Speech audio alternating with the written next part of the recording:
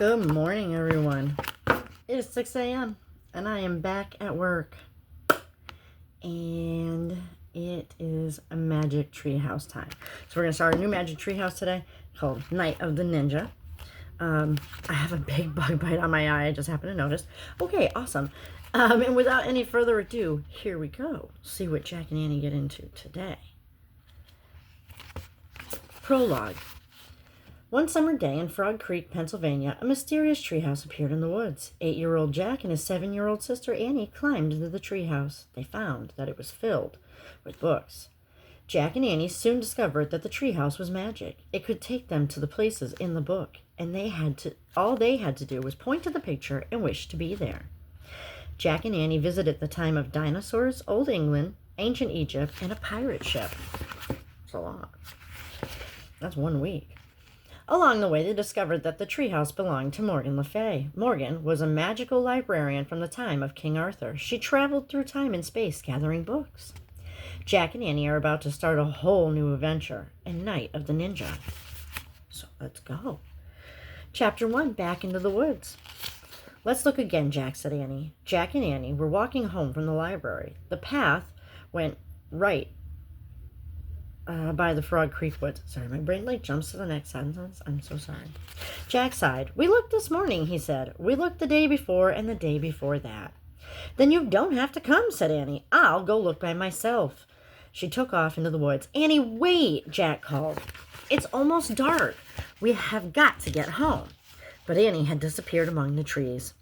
Jack stared at the woods. He was starting to lose hope. Maybe he would never see Morgan again. Weeks had passed, and there had been no sign of Morgan Le Fay, nor had there been any sign of the magical treehouse. Jack, called Annie from the woods, it's back.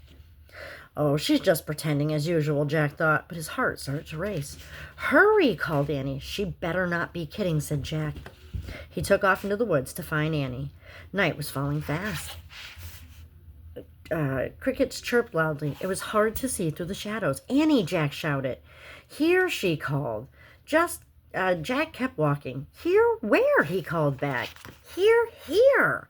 Annie's voice came from above. Jack looked up. Oh, man, he breathed.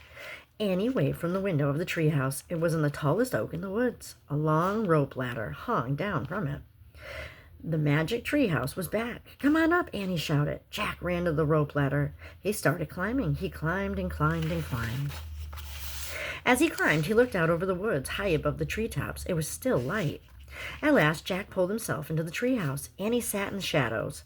Books were scattered everywhere. On the floor, the letter M glowed in the dim light. The M stood for Morgan Le Fay. But there was no sign of Morgan herself. I wonder where Morgan is, said Jack. Maybe she went to the library to get some more books, said Annie. We were just at the library. We would have seen her, said Jack. Besides, the library's closed now. Squeak! A little mouse ran out from behind a stack of books. It ran to the M shining in the floor. Yikes, said Annie. The mouse sat on the middle of the M. It looked up at Jack and Annie. Oh, it's so cute, Annie said. Jack had to admit the mouse was cute. It had brown and white fur and big dark eyes. Annie slowly reached out her hand. The mouse didn't move. Annie patted its tiny head. Hi, Peanut, she said. Can I call you Peanut? She has a name for every animal they come across. Oh, brother, said Jack. Do you know where Morgan is? Annie asked the mouse. Squeak. You're nuts, Annie, said Jack. Just because the mouse is in the treehouse doesn't mean it's magic. It's a plain old mouse that crawled in. That's all. Jack looked around again. He saw a piece of paper on the floor. What's that? He said. What's what? Asked Annie. Jack went over and picked up the paper. There was writing on it. Oh, man, whispered Jack after he read the words. What is it? Said Annie. A note, said Jack. It must be from Morgan. I think she's in big trouble. Chapter 2. The Open Book. Jack showed Annie the piece of paper. It said, help me, under a spell, find 4 thin. Oh, no, said Annie. We have to help her. But what's a thin? Maybe she was trying to write things, said Jack. See how the end sort of runs off the page? Maybe the spell was starting to make her disappear or something, said Annie. Right, said Jack. I wonder if she left any other clues. He glanced around the treehouse. Look, Annie pointed at a book in the corner. That's the only open book, she said. Jack looked around again. Annie was right. He felt a shiver go down his spine. He went over to the book and picked it up. He held it near the window. Light from the setting sun was golden on the pages. Jack stared at the picture on it. In the picture were trees with white flowers. The trees were on the side of a mountain, near a wide, rushing stream. Two people also in the picture. They wore dark clothes. They had black scarves over their faces and long swords strapped to their backs. "Oh, man," whispered Jack. "Who are they?" Annie asked. "Ninjas, I think," said Jack. "Ninjas? Really?" said Annie. "Morgan must have left the book open to this page for a reason," said Jack. "Maybe that's where she was when the spell got her," Annie said. "Or maybe that's where the four things are," said Jack. "Let's go," said Annie. "Now?" said Jack. "Yes, Morgan is in trouble. She needs us now," said Annie. "But we should read the book first," said Jack, "so we'll be prepared." "Forget it," said Annie. "Every minute counts." She grabbed the book from Jack. "Give it back," he said. "We have to find out about this place." Annie held the book out of reach. "We'll find out when we get there," she says. "We don't even know where there is," Jack said. But Annie pointed at the picture. "I wish we could go there," she said. The leaves of the oak tree began to shake. "Squeak! Don't be scared, Peanut," said Annie. She scooped up the mouse. Then she put it in the pouch of her sweatshirt. The wind began to blow. It blew harder and harder. The treehouse started to spin faster and faster. Jack squeezed his eyes shut. Then everything went still. Absolutely still, except for the sound of rushing water. Chapter 3. Literally, exclamation mark is the name of it. Jack opened his eyes. Annie was already looking out the window. The mouse peeked out of her pouch. Jack looked out the window too. The air was fresh and cool. The treehouse was in a tree with white flowers. The tree was in a grove of trees on the side of the mountain, nearby a wild stream rushing downhill. Two ninjas were standing on rocks near the water. They were staring at the valley below. One ninja was tall, the other was short. They wore black pants and shirts. They had black scarves around their head and swords strapped to their backs. It was exactly like the picture in the book. Jack crouched below the window. "Be careful," he whispered. "Don't let them see you." "Why not?" Annie whispered back. "They might think we're some kind of enemy," said Jack quietly. Annie crouched beside him. This is, I think, the first time Annie actually listened on the first, set of answers. Jack pushed his glasses into place. Now, he was going to look at the ninja book. He picked up the book. He turned to the beginning, and he read. Very little is known about the shadow warrior called ninjas. Historians believe that ninjas lived in Japan between 14th and 17th century. Both men and women were ninjas. Sometimes they fought to protect their families. Sometimes warlords hired them to be spies. "Wow," whispered Jack. "We're in Japan hundreds of years ago." Jack opened his backpack. He pulled out his notebook and pencil. He liked to take notes. He wrote, "Ninjas were warriors in old Japan." Jack whispered, "Annie, they're looking up." Jack whispered, "Annie, they're looking up. I think they know we're here." It's kind of hard to miss a treehouse in the middle of a mountain. I'm just saying. Jack peeked over the windowsills. His eyes met the dark eyes of a tall ninja. "Hey, yeah!" the ninja cried. He dashed towards the tree. The other ninja followed. "Oh no," said Annie. "We've got to go." Jack said, Where's the Pennsylvania book?" He and Annie looked around wildly. But where was the book about Pennsylvania? It had the picture of the Frog Creek woods in it.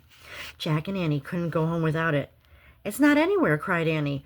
"We've got to do something fast," said Jack. Pull up the ladder." He and Annie grabbed the top of the rope ladder. They pulled the ladder into the treehouse, but the tall ninja leaped on the tree trunk. Then he started climbing up the tree. Okay. The short ninja followed. They climbed just like cats. Jack and Annie huddled in the corner. The ninjas climbed into the treehouse. Neither one made a sound. I don't know. That's kind of creepy when you think about it. Ooh, I just happened to look at the window, and it is now very foggy and I don't know what hazy. We're going to go with the word hazy. Chapter 4, Captured. The ninjas pulled iron bands off their hands. The bands had spikes like claws on them. "That's how they climb the trees," Annie whispered to Jack. The ninjas stared at Jack and Annie with dark, piercing eyes. The rest of their faces were covered by their scarves. Jack felt frozen under their stare. Annie wasn't frozen, though. She stepped right up to them. "Hi," she said. The ninjas didn't say hi back. They didn't move at all. They were as still as Jack. "We're trying to find and help our friend Morgan," said Annie. She held up Morgan's note. The tall ninja took the note from her. He looked at it. Then he gave it to the short ninja. The two ninjas stared at each other. Then they looked back at Jack and Annie. Finally, the short ninja nodded once. He put the note into his pocket of his shirt. "You can help us?" Annie asked. Neither ninja spoke. Jack wished he could see their faces. He couldn't tell what they were thinking. The short ninja tossed the rope ladder back out of the treehouse. The tall one pointed down the ladder. He pointed at Jack and Annie. Uh-oh, thought Jack. Were they being captured? Us go with you, said Annie. The ninjas nodded. Oh boy, said Annie. Oh boy, is she nuts, wondered Jack. The short ninja darted down the ladder. He went hand over hand. Feet didn't touch the rungs of the ladder. The tall one did the same. Jack gasped. The ninjas moved very fast. They were like spiders dropped from webs. Wow, said Annie. Now's our chance to leave, said Jack. Quick, he looked around the treehouse again. Where was that Pennsylvania book? Let's go with them, Jack, said Annie. No, this isn't a game, Jack said. But I think they know something about Morgan, said Annie. She started down the ladder. Come back, said Jack, but it was too late. Jack sighed. Why does this always happen? He asked himself. Come on, Jack, came Annie's voice from below. Jack put his notebook and the ninja book into the pack. He pushed his glasses into place, and he started down the ladder. Jack joined Annie and the ninjas on the ground. The sun had fallen behind the hills. The sky was streaked with red and gold. The mouse peeked out of Annie's sweatshirt pocket. Don't be scared, Peanut, Annie whispered. We'll take care of you. Great, thought Jack. But who is going to take care of us?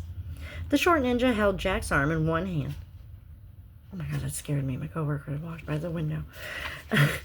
The short ninja held Jack's arm in one hand and Annie's arm in the other. He led them through the twilight. The tall ninja walked behind them. Where are we going? Jack asked. The ninja stopped near the rushing water of a wide stream. The water roared as it raced downhill. The short ninja looked at Jack and Annie. He let go of their arms. Then he pushed them towards the stream. You want us to cross it? Shouted Annie. The ninja nodded. He had, and the short ninja stepped into the wild stream. They started wading across. Let's run back to the treehouse, said Jack. No, we have to follow them, said Annie, for Morgan's sake. Jack took a deep breath. She was right. Annie grabbed Jack's hand. Together they stepped into the water. Yikes! They both screamed and jumped out. It was the coldest water Jack had ever felt. It was colder than ice. It was so cold it felt like fire. I can't go back in, said Annie, shivering. Me either, said Jack. I'll have a heart attack. The ninja looked at Jack and Annie. Then they turned around and came back. The tall ninja grabbed Jack. Help! Jack cried. But the ninja lifted Jack high into the air and put him on his shoulder. The short ninja put Annie on his shoulder. Then the two ninjas stepped into the stream again. The icy wild water swirled around them and went up to their short ninja's waist. But the ninjas moved through the stream as calmly as they could, as two sailing ships. Oh, that is definitely something. Oh my gosh. Sometimes my coworkers make me laugh. It'll be okay. Chapter 5. 5? No, ma'am. Chapter 5, Flames in the Mist. The water grew shallow again. Then they were on dry land. The ninjas lowered Jack and Annie to the ground. Thanks, Annie. Thanks, said Jack. Squeak, said the mouse. The ninjas said nothing, but they looked around. Jack looked around, too. A full moon was rising in the sky. Dark rocks dotted the side of the mountain. Then the ninjas started moving. They were silent up the slope between the rocks. Jack and Annie followed them. Jack wasn't afraid of the ninjas now. In fact, he was starting to like them. Maybe they really could help find Morgan. The ninjas moved silently, but Jack and Annie made plenty of noise. They panted as they climbed the rocky hillside. Their wet sneakers with squishing sounds. Ugh. No, thank you. Suddenly, the ninjas froze. Jack could see their eyes darting around. Voices were coming from the valley below. Jack saw torches flaming in the mist. The ninjas started moving faster. Jack and Annie hurried after them. Who's carrying the torches? Annie asked. That is a good question. Jack was too out of breath to speak. He also didn't have any answers. They came to Pine Forest. Night birds called out. Wind rattled the branches. The ninjas moved like ghosts through the forest. They appeared and disappeared through moonlight and shadows. Jack and Annie struggled to keep up. Finally, the ninjas came to a stop. One ninja held out his hand as if to say, wait. Then both ninjas stepped away into the shadow of the tree and were gone. Where did they go? Said Annie. I don't know, said Jack. Maybe the book can tell us. He pulled the ninja book out of his pack. He turned the page until he came to a picture of a cave. By the light of the full moon, he read, sometimes ninjas held meetings in hidden mountain caves to plan secret missions. Oh, man, said Jack. I bet they went inside a hidden cave. He pulled out his notebook and pencil, and he wrote, meetings in hidden caves. Jack turned the page. He stared at the picture of the ninjas sitting on a mat. He read, "Ninjas took orders from a ninja master. The master was a mysterious wise person who knew many secrets of nature."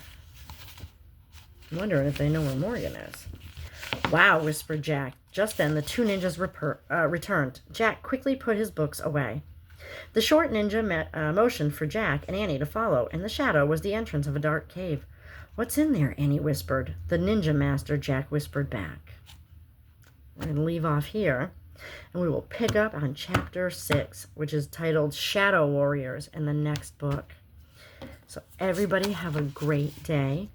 Or if you're reading this at night, I hope it's a good night's sleep. And then you can have the next chapter if you want to stay up. And if not, enjoy your bedtime. Everybody have a great day. Bye.